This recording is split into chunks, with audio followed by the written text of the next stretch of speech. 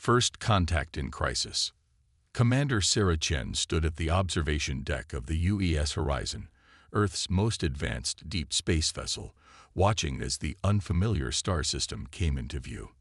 The massive red giant star cast an eerie crimson glow across the bridge, its unstable corona pulsing like a dying heartbeat. They had traveled for 3 months to reach this point, following a desperate signal that had puzzled Earth's best linguists for weeks. "Commander," Lieutenant Marcus Rodriguez called from his station, "we're picking up the signal again. It's stronger now." His dark eyes remained fixed on the holographic display, fingers dancing across the controls as he worked to clean up the transmission. Sarah moved to his station, her steps measured despite the urgency she felt. After 15 years of space exploration, humanity had finally received proof they weren't alone. But instead of the triumphant first contact they had dreamed of, they had intercepted a cry for help. "Play it," she ordered, and the bridge fell silent as the alien message filled the air. The voice that emerged was unlike anything they had heard before, melodic yet distorted, as if speaking through liquid. "To any species capable of receiving this message, we are the Meridians. Our star dies. Our civilization faces extinction. We have been abandoned by those we once called allies. If there is any hope left in this galaxy, please, help us." Dr. Emily Wong, the ship's chief xenologist, approached with a tablet displaying her latest analysis. "Commander, the atmospheric readings from their planet are becoming increasingly unstable. Whatever is happening to their star, it's accelerating." Sarah studied the data, her jaw tightening. The Meridians' homeworld was experiencing massive gravitational fluctuations as their star's death throes intensified. They had maybe weeks, not months, before the planet would become uninhabitable. "What about the energy signature we detected?" Sarah asked, turning to Chief Engineer Raj Patel, who had been quietly working at his station. Raj looked up, his usually cheerful face serious. "It's like nothing we've ever seen, Commander. The Meridians are clearly far more advanced than us in some areas. They've built something massive in orbit around their star. Some kind of containment system, I think. But it's failing." Sarah walked back to the observation window, considering their options. The Horizon carried Earth's most advanced scientific equipment and a crew of humanity's finest minds. But they were about to attempt first contact with a desperate civilization while trying to solve a problem that even that civilization's superior technology couldn't fix. "Dr. Wong," Sarah called, "prepare your first contact protocols. Lieutenant Rodriguez, begin broadcasting our response on all frequencies they've used. Chief Patel, I want options for stabilizing that star system on my desk in 2 hours." She paused, looking at each crew member in turn. "I know we're jumping into unknown waters here, but this is what humanity does. We help where we can, we solve the impossible problems, and we don't turn our backs on those in need, even if they're not human." The bridge crew nodded, their expressions determined. They had trained for first contact scenarios, but not like this. This would be a baptism by fire. As the Horizon moved closer to the Meridian homeworld, they began receiving more detailed transmissions. The alien civilization had once been part of a vast network of spacefaring species, but their experiments with stellar engineering had frightened their allies. When their star began to die prematurely, possibly due to their own experiments, their calls for help had been met with silence. The galaxy had decided the Meridians were too dangerous to save. "We're being scanned," Rodriguez reported suddenly. "Multiple energy signatures from the planet's surface." "Hold position," Sarah ordered. "Keep our weapons powered down. Let them see we come in peace." A new transmission cut through their communications. The voice was clearer now, though still carrying that strange liquid quality. "Unknown vessel, you approached despite our warning, boys. Are you here to witness our end, as others have done?" Sarah stepped forward, nodding to Rodriguez to open a channel. "This is Commander Sarah Chen of the United Earth Ship Horizon. We received your distress call, and we've come to help." There was a long pause before the reply came. You would help us when all others have turned away. Why? Sarah's response was immediate. Because it's the right thing to do. Because every civilization deserves a chance to survive. Because humanity knows what it means to face challenges alone. She paused, then added, and because maybe the universe needs to be reminded that not every species puts politics above compassion. Another pause, longer this time. When the Meridian voice returned, it carried a note of something that might have been hope. Commander Chen, I am first speaker Lyra. We have little time. If you truly wish to help, we will send you landing coordinates. But I must warn you, not all of my people will welcome your aid. Some believe we should face our fate alone, rather than trust outsiders again. Understood, first speaker. Sarah replied. Send your coordinates. We'll handle whatever challenges come our way. That's another thing humanity is good at. As the horizon began its descent through the Meridian atmosphere, Sarah watched the alien world grow larger in their viewport. The planet's surface was a maze of crystalline structures and sweeping architecture that put Earth's greatest cities to shame. But there were signs of decay everywhere. Cracks in the magnificent buildings, darkened sectors where power had failed, and the constant tremors that shook the ground as the dying star's gravitational forces pulled at the planet. Ready or not, Sarah muttered to herself, Here we come. She straightened her uniform and turned to her crew. Let's show the galaxy what humanity can do. The horizon touched down on the designated landing pad, its hull gleaming under the red giant's light. Sarah Chen and her crew were about to step into history, not as conquerors or saviors, but as helpers, as humans. And maybe, just maybe, they would prove that the universe had been wrong to forsake the Meridians. The price of pride. The crystalline spires of the Meridian capital rose around Commander Chen and her team like frozen waterfalls caught in eternal freefall. But the beauty couldn't hide the decay. Cracks spider-webbed through the structures, and the ground trembled periodically as gravitational waves from the dying star rattled the planet's core. First speaker Lyra led the human delegation through the city. The Meridian leader moved with fluid grace, her translucent skin catching and refracting the red sunlight. Behind her walked her chief scientist, Ven, whose dark eyes constantly darted between the humans and their surroundings. Your arrival has caused quite a stir, Lyra said, her voice carrying that distinctive musical quality all Meridians seem to share. Some call it providence. Others. She trailed off, but her meaning was clear. Dr. Emily Wong studied their hosts with barely contained excitement. The Meridians were bipedal but clearly alien. Their translucent skin revealed complex internal structures that pulse with bioluminescence, and their movements suggested a skeletal structure unlike anything on Earth.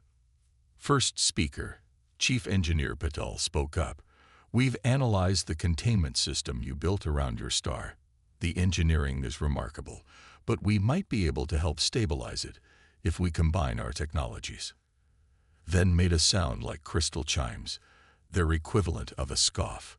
Your species has barely mastered interstellar travel.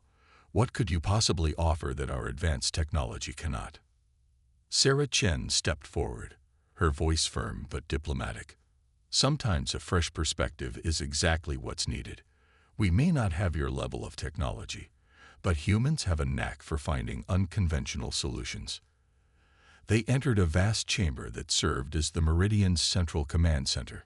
Holographic displays filled the air, showing real-time data of their star's deterioration.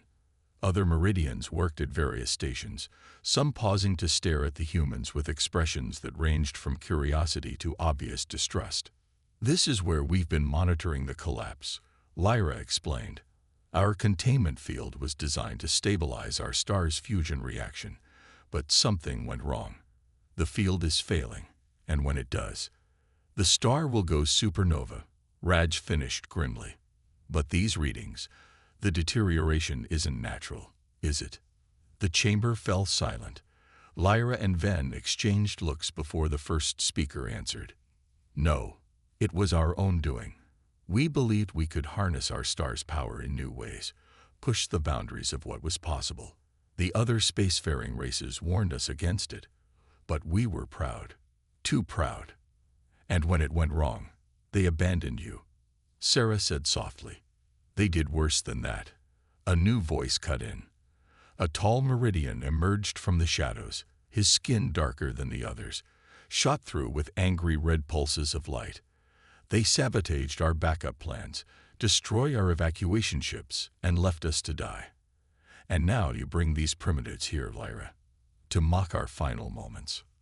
"Counselor Drax," Lyra's voice carried a warning tone. "The humans have come to help." "Help?"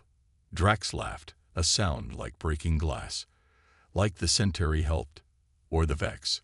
Every species that claimed to help us only brought more suffering. At least facing extinction on our own terms preserves our dignity." Sarah stepped forward, meeting Drax's hostile gaze. "With respect, Counselor, dignity won't save your people. We're not here to mock or judge. We're here because everyone deserves a chance to survive. And humans don't give up just because something seems impossible." "Pretty words," Drax sneered. "But words won't stabilize our star." "No," Raj interrupted, his eyes fixed on one of the holographic displays. "But this might."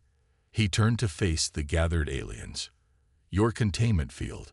It's amazing technology, but it's trying to force the star into stability. What if instead we worked with the star's natural processes, guide it rather than control it?" Ven moved to Raj's side, studying the display with new interest. "Explain." As Raj outlined his initial ideas, Sarah noticed something change in the room. The hostility didn't vanish, but it shifted. Even Drax moved closer to listen, though his expression remained skeptical. "It would require massive modifications to the containment field," Ven said finally. "And we'd need to combine our technologies in ways never attempted before." "Then we'll be the first to attempt it," Sarah replied. "That's another human specialty." Lyra raised her hands, silencing the murmurs that had broken out among her people. "We have no choice but to try. Counselor Drax, will you and your faction support this effort?" Drax was quiet for a long moment, his internal lights pulsing rapidly. Finally, he spoke. "We will not interfere. But know this, humans, if your attempt fails, if you make our situation worse, there will be consequences." "Noted," Sarah said calmly. "But we don't intend to fail." As the meeting broke up into smaller technical discussions, Dr. Wong approached Sarah. "Commander, did you notice? When Raj was speaking, their bioluminescence changed. I think we just witnessed something remarkable. Hope spreading through their biology, like a physical force." Sarah watched as humans and Meridians began working together, sharing ideas and technologies. "Then let's make sure that hope wasn't misplaced. We got a star to save." But as she looked around the chamber, she caught glimpses of darker patches among the Meridians, ones whose internal light pulsed with angry reds and deep purples. Drax might have promised not to interfere, but Sarah knew better than to take him at his word. The real challenge wasn't just saving the star. It was proving to a wounded civilization that trust wasn't always a prelude to betrayal. As if reading her thoughts, Lyra appeared beside her. "You understand now, Commander. The price of pride isn't just in our dying star. It's in what it did to us, as a people. Can your humans heal that too?" Sarah watched as Raj and Ven worked together, their earlier antagonism forgotten in the excitement of scientific discovery. "We can try, first speaker. We can try." Race against time. The makeshift laboratory buzzed with activity as humans and Meridians worked side by side. Chief Engineer Raj Patel stood before a holographic representation of their dying star, its unstable corona whipping violently in accelerated time. Next to him, Ven manipulated the display with graceful gestures, adding layer upon layer of technical data. "The containment field modifications are ready for the first test," Ven announced, their bioluminescence pulsing with what the humans had learned to recognize as excitement. "If your calculations are correct, Engineer Patel, this should begin to stabilize the stellar core." Raj nodded, though tension lined his face. "Remember, we're not trying to force the star into submission anymore. We're working with its natural processes, like a river guide steering through rapids rather than trying to stop the water." Commander Sarah Chen watched from nearby, noting how the other Meridian scientists had gradually shifted from skepticism to genuine collaboration. Dr. Wong stood at her side, recording everything for Earth's xenological archives. "Initiating test sequence," Ven announced. The hologram shifted, showing the modified containment field engaging. For a moment, everything seemed to work perfectly. The star's violent fluctuations began to smooth out, its corona pulling back into a more stable configuration. Then everything went wrong. Alarms screamed through the facility as the containment field suddenly collapsed. The hologram showed the star's activity spiking dangerously, sending waves of gravitational distortion rippling through the system. "Shut it down," Sarah ordered, but Raj was already moving, his fingers flying over the controls alongside Ven. "Something interfered with the field harmonics," Ven said, their voice sharp with concern. This wasn't a natural failure. First Speaker Lyra burst into the laboratory, her normally smooth movements jerky with urgency. The primary power conduits were tampered with. Security found signs of deliberate sabotage.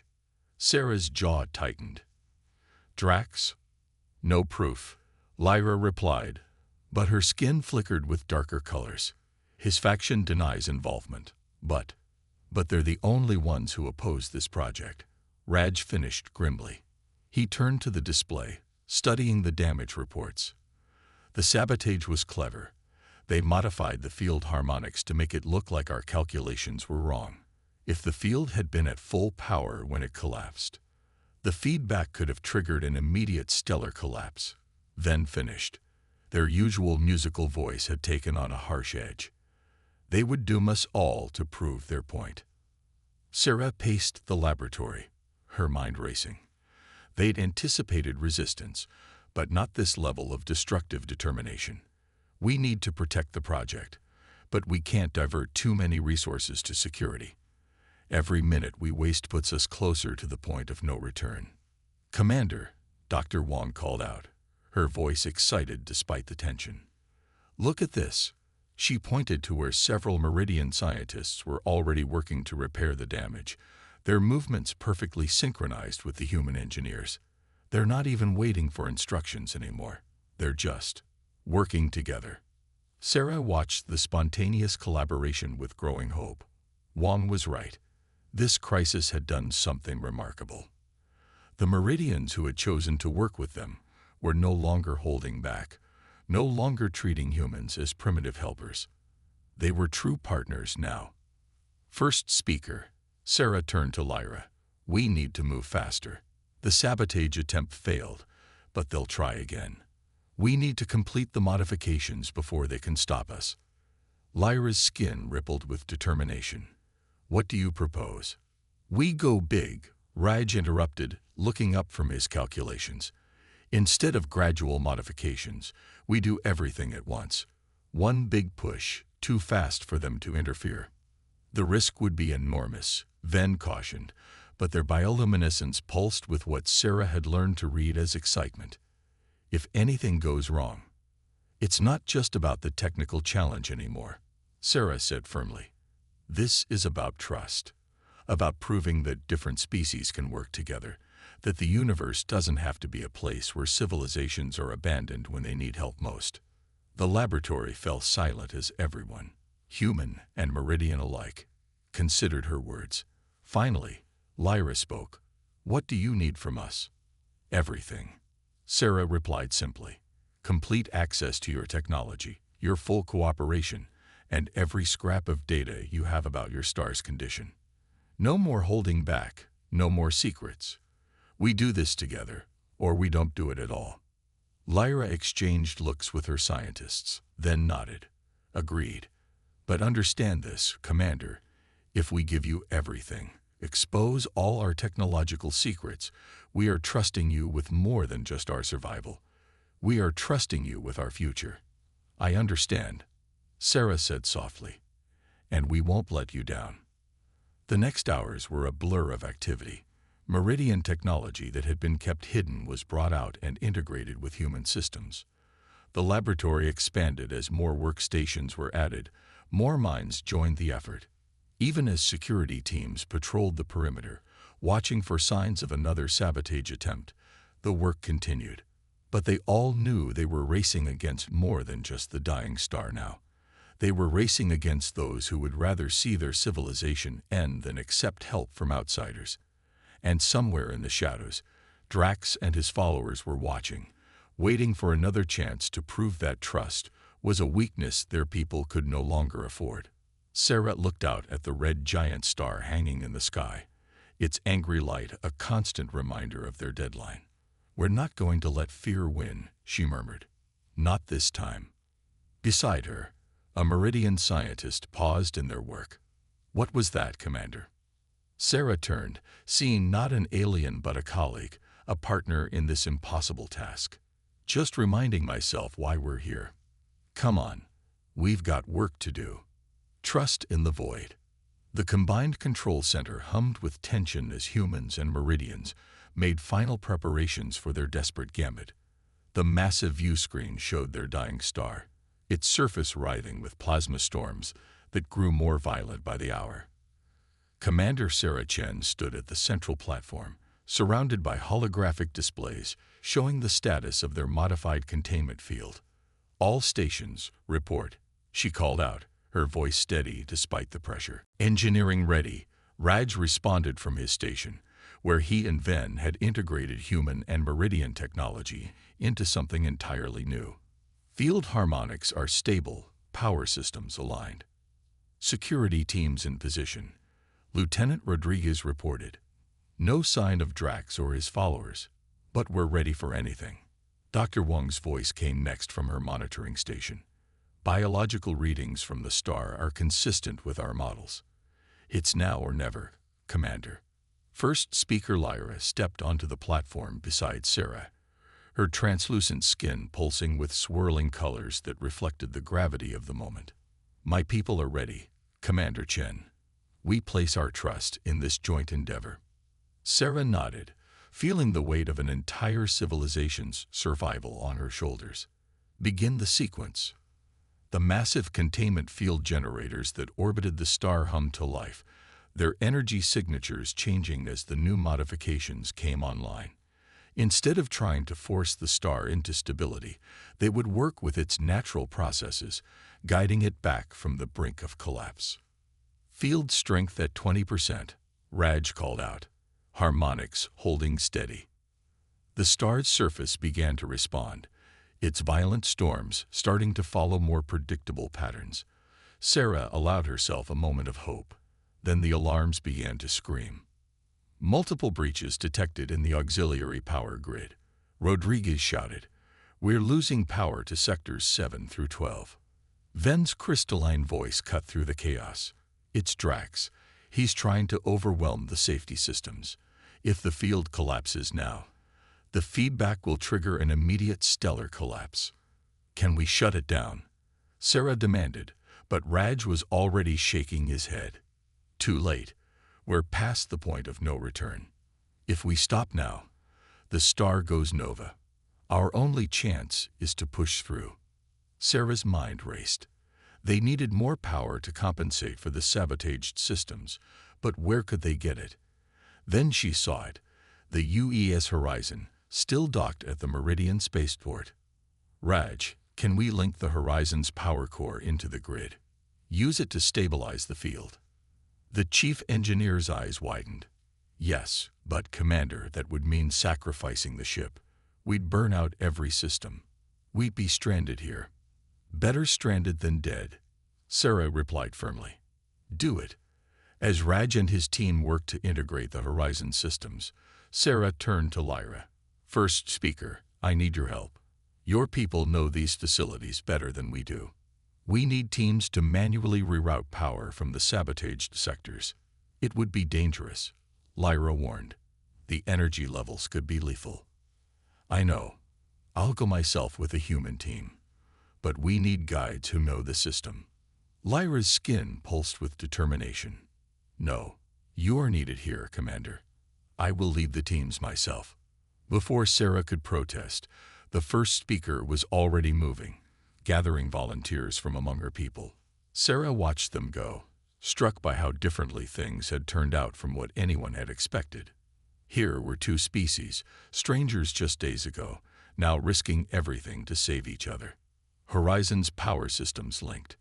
Raj announced, "Containment field stabilizing." "Wait." His voice dropped. "We have intruders in the main power distribution center. It's Drax. He's trying to overload the entire grid." Sarah's decision was instant. "Rodriguez, you have command here. Keep the field stable at all costs." She turned to Dr. Wong. "Emily, you're with me. We're going to have a chat with Counselor Drax." They raced through the facility's crystalline corridors, following the power signatures to the distribution center. When they arrived, they found Drax and several followers working at the main control panels. The rogue counselor's skin was almost black with rage, shot through with pulses of angry red. "Step away from the controls," Sarah ordered, her voice hard. Drax turned, his expression contemptuous. "You don't give orders here, human. This is our world, our star. We won't let you destroy us with false hope." "False hope." Dr. Wong stepped forward, her scientist's curiosity overcoming her caution. "Look at your own biology, Counselor. Your people's bioluminescence has been changing since we arrived. The colors, the patterns, they show hope, yes, but more than that. They show healing. The only thing we've destroyed," Sarah added quietly, "is the belief that you have to face the universe alone." Drax hesitated, and in that moment, Sarah saw something change in his expression. Above them, the facility's speakers crackled to life with Raj's voice. "Commander, the containment field is holding. The star's core is beginning to stabilize."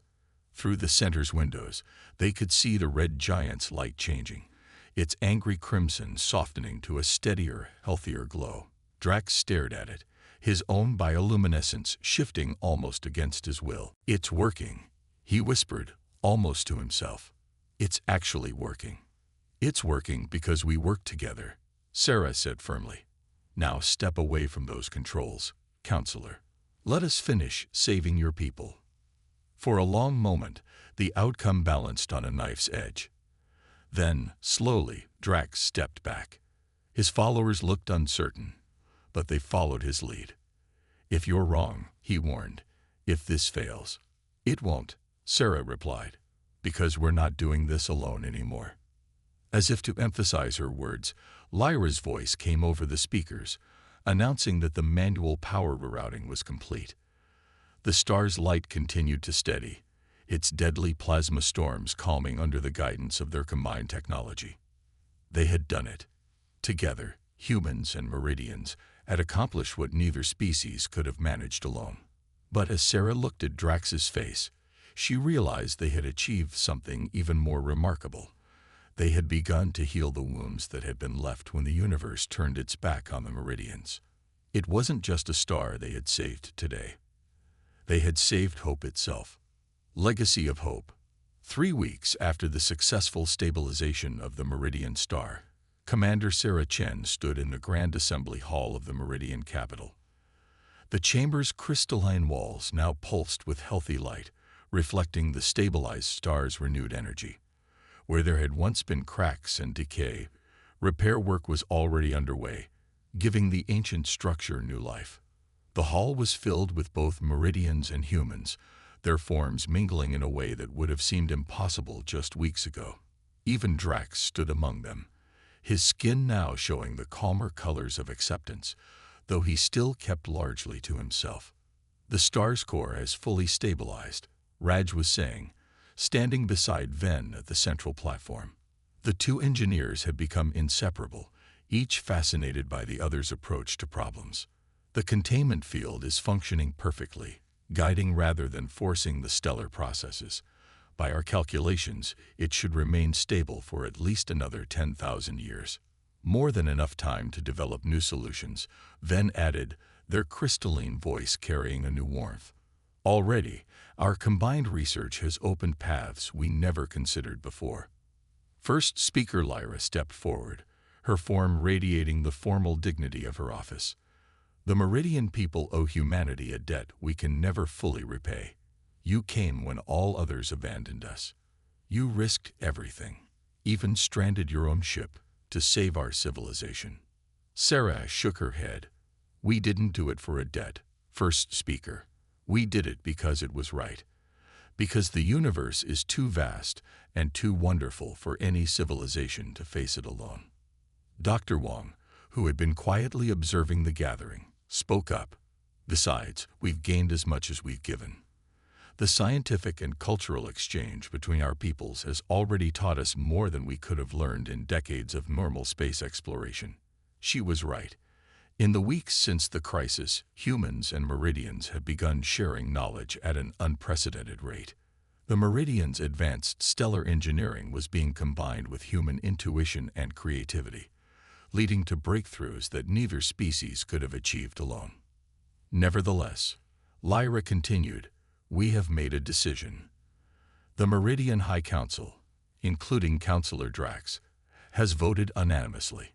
She paused, her skin rippling with formal patterns. We offer humanity a permanent place here. The damaged sectors of our city will be rebuilt as a joint colony where our peoples can live and work together. And we will help you construct a new ship, one that combines the best of both our technologies. A murmur of excitement ran through the human crew. Sarah felt her throat tighten with emotion. They had come here expecting to attempt a rescue and perhaps make first contact. Instead, they had found something far more precious, true allies. There's more, Lyra said, her voice taking on an edge of determination. For too long, we isolated ourselves, even before the other races abandoned us. We forgot that the greatest strengths come not from standing alone, but from standing together. Humanity reminded us of this truth.